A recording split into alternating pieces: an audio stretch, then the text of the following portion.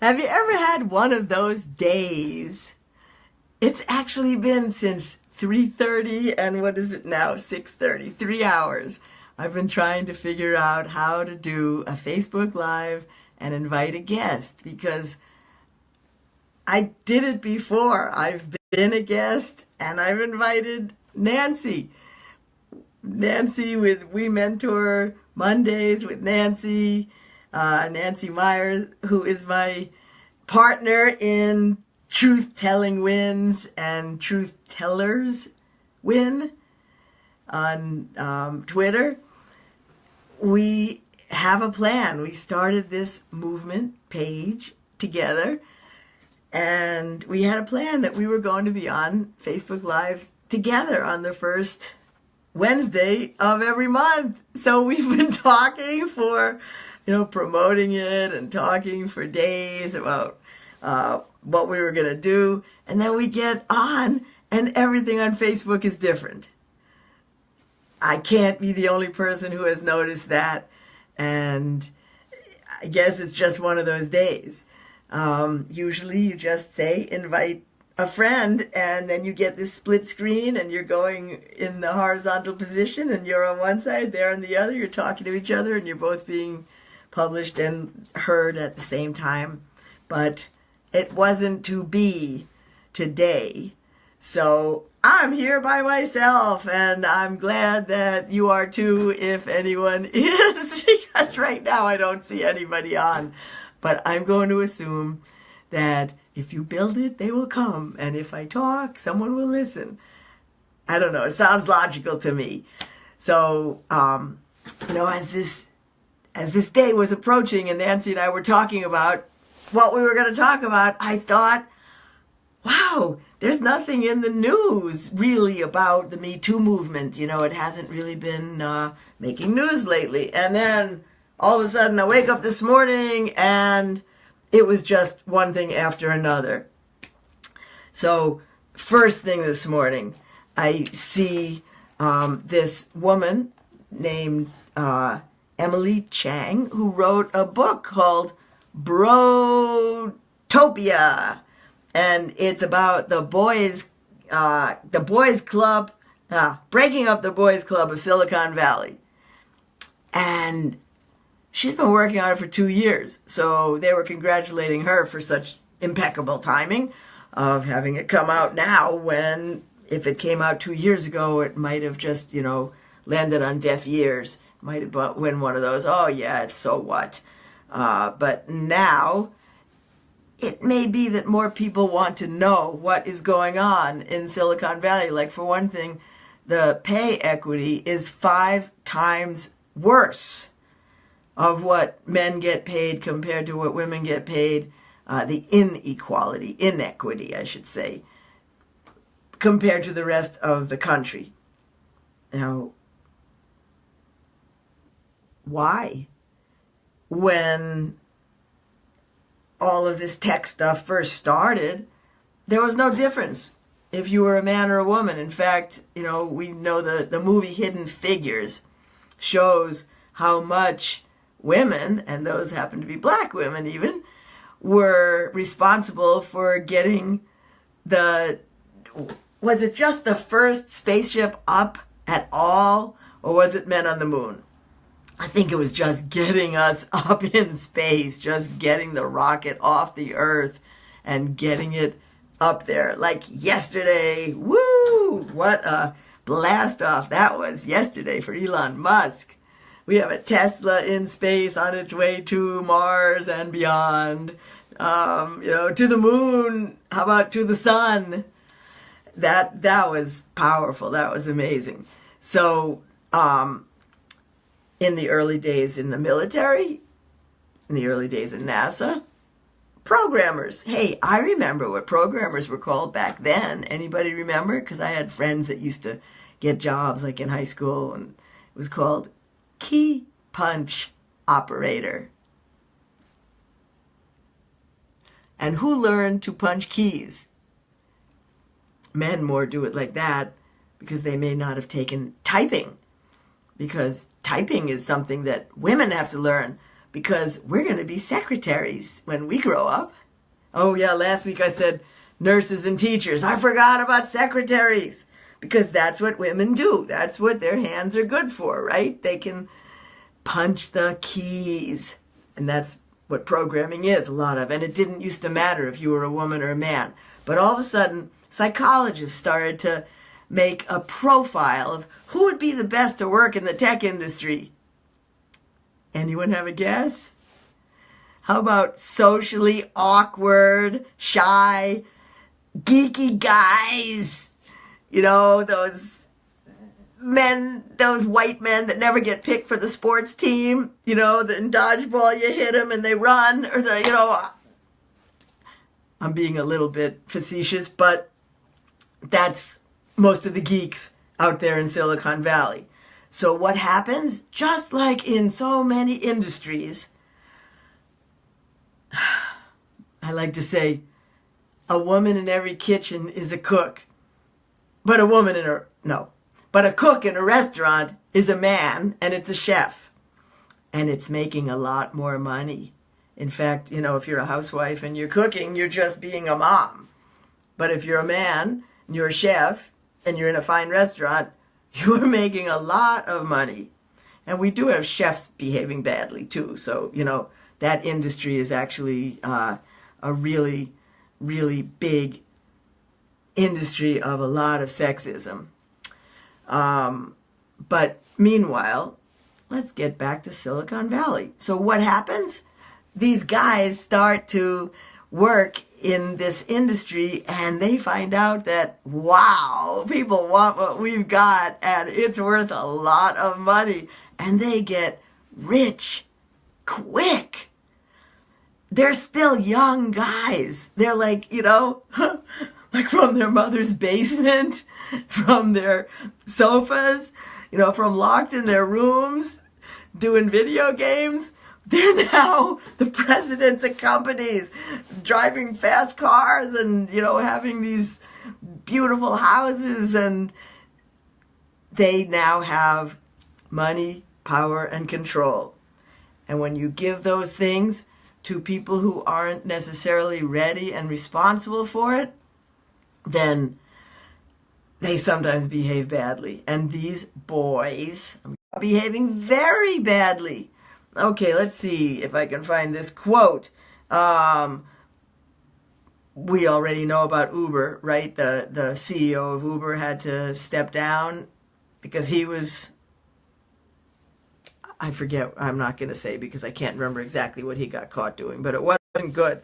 But there was an incident where at Uber, they, the CEOs, let's see.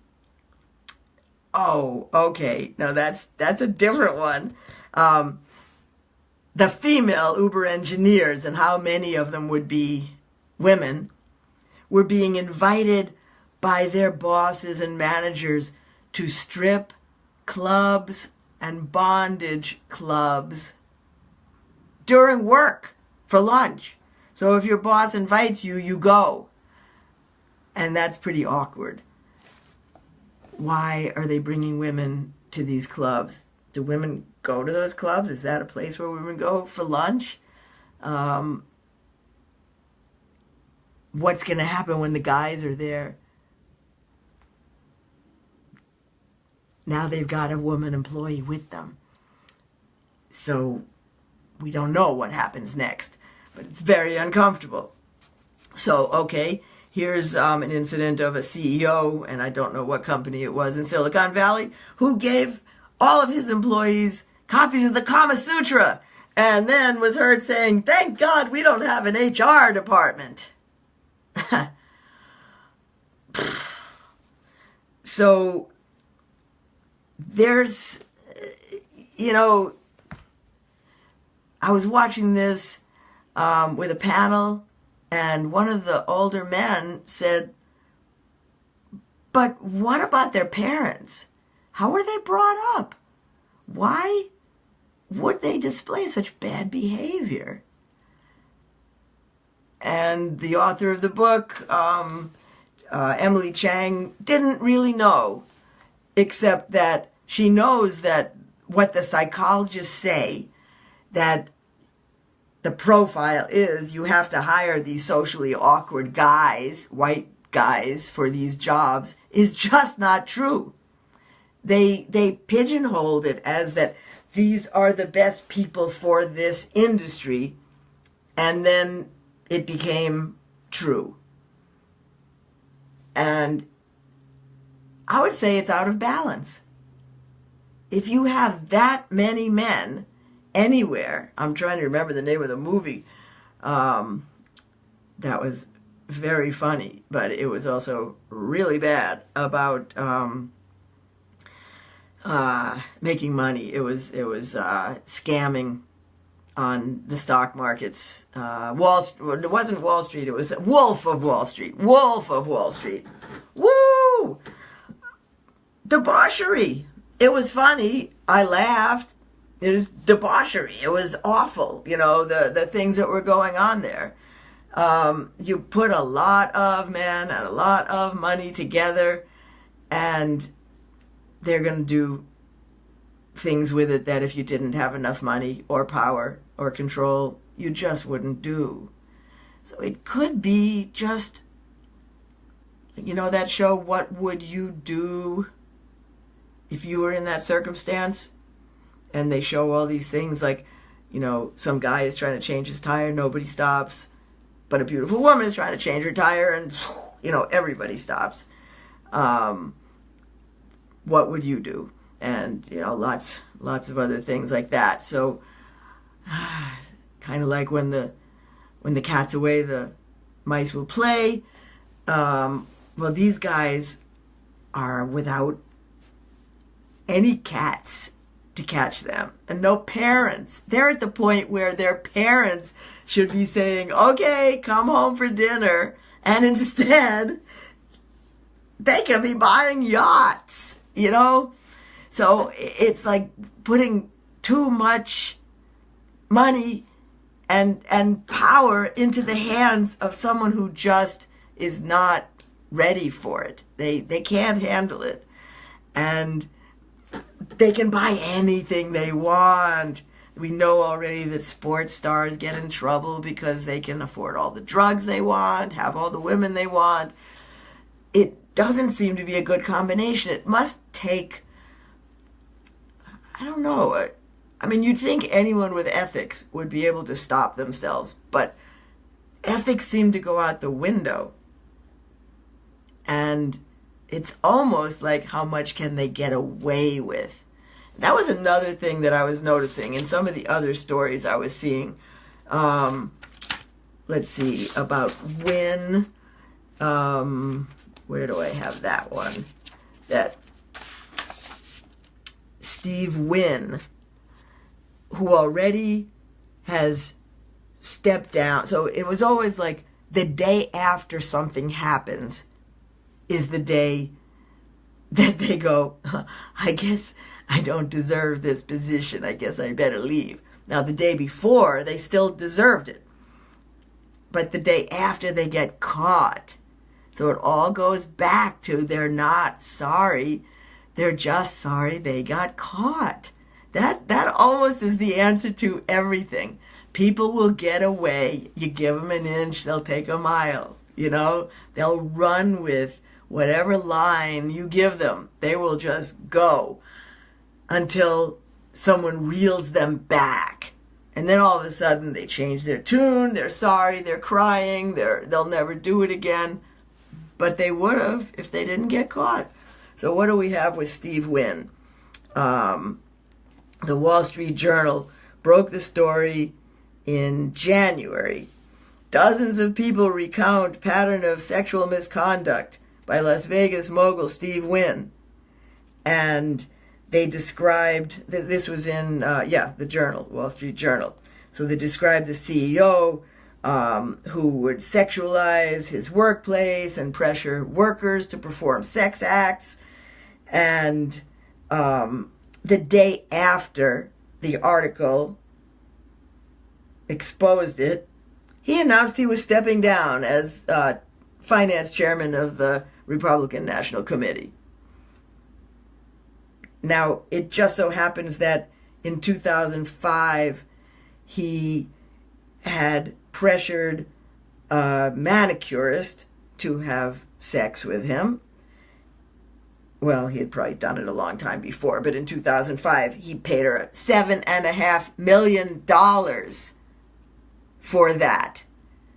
That was 2005. When did he step down? The day after the story came out in January of 2018.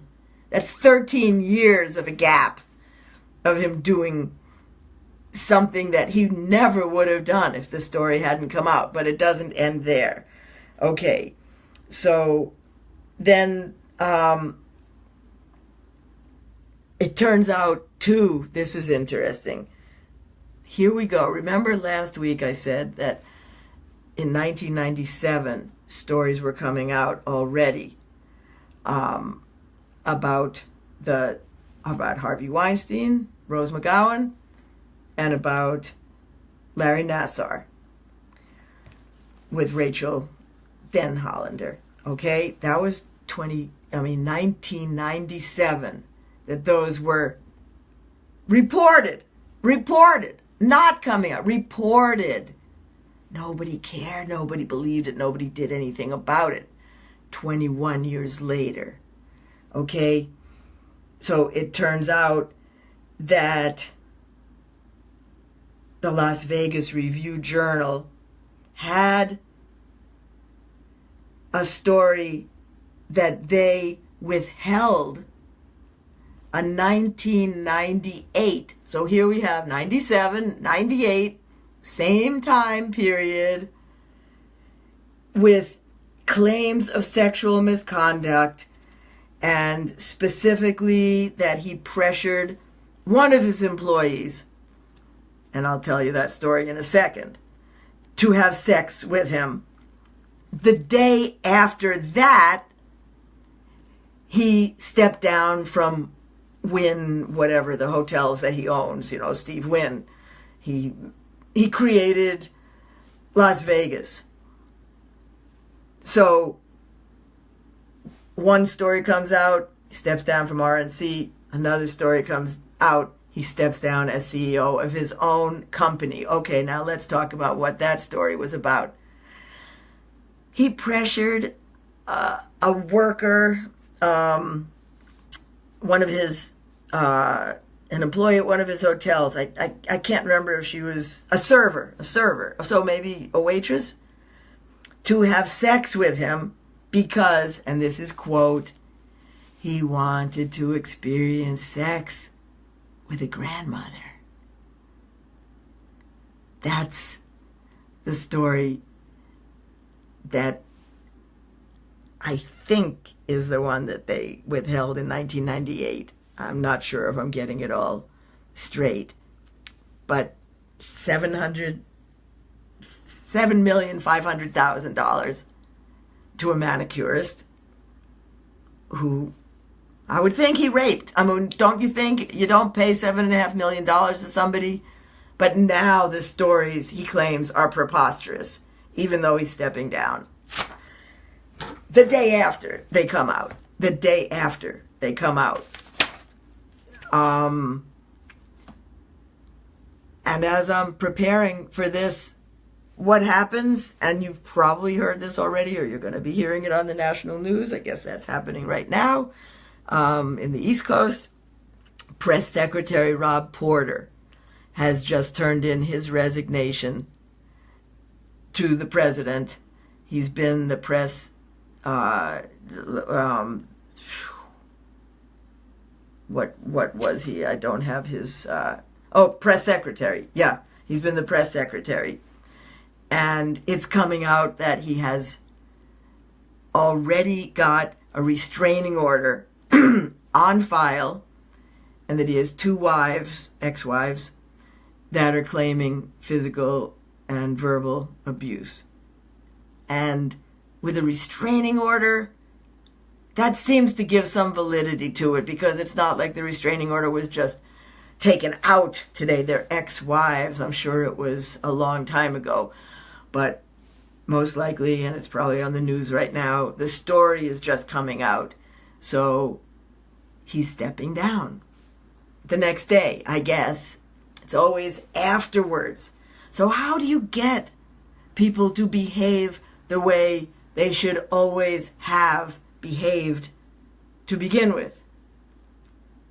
That's a good question. Nancy and I were talking about that, and we don't really have an answer except that the light is being shown, S-H-O-N-E, shown, on the fact that these men are behaving badly everywhere. But then, okay, I've got one more. This is about Quentin Tarantino, who is defending Roman Polanski, who has been out of the country since the 90s because he was accused and convicted of raping a girl, a 13-year-old. So here's the story. Because I just saw her today. I saw the pictures. This was something like 35 years ago. And let's see, he was 43 when he did it. But it wasn't Quentin Tarantino that did it. It's Roman Polanski. Okay, let's start over. Quentin Tarantino did not believe that Roman Polanski was guilty of raping a 13-year-old. The 13-year-old came to him. Well, I think he offered to take some headshots for her for modeling. Then 3 weeks later is when he raped her. Now, we're talking about the 70s now, so forget about 97, 98. Now we're back in the 70s. Roman Polanski has not set foot on American soil.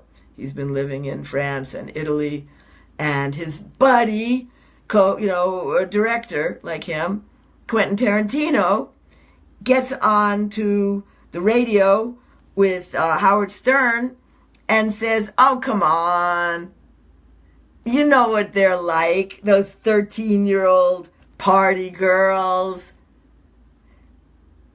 She was down with it. These are his quotes. Party girl, 13-year-old party girl. She was down with it. I don't believe it was rape.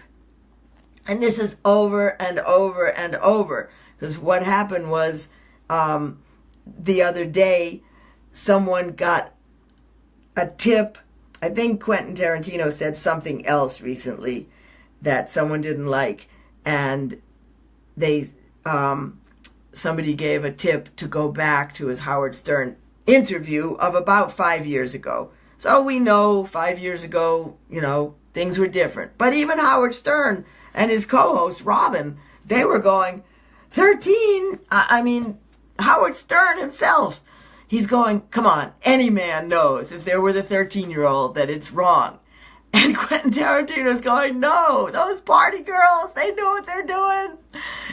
He gave her a Quaalude. Who else do we know who used drugs to get women? Does that sound familiar? You know who I'm talking about, Bill Cosby. So Roman Polanski gave this girl wine and a Quaalude. This was the 70s. This was the MO for the 70s. This is what Bill Cosby was doing in the 70s. Meanwhile, no one got Bill Cosby for it. He was Dr. Huxtable, and he was the Jell-O guy, and he was, kids are so funny, and, we all loved Bill Cosby. So no one would believe it, but that's what you did in the 70s. I haven't heard about Quaaludes, I think, since the 1970s. I don't know if they still exist, but that's, that was the date rape drug of choice back then, if you like raping sleeping bodies. So even Roman Polanski himself has said, I don't think Quentin Tarantino really understood. Like, he knows he did it. He admits he did it.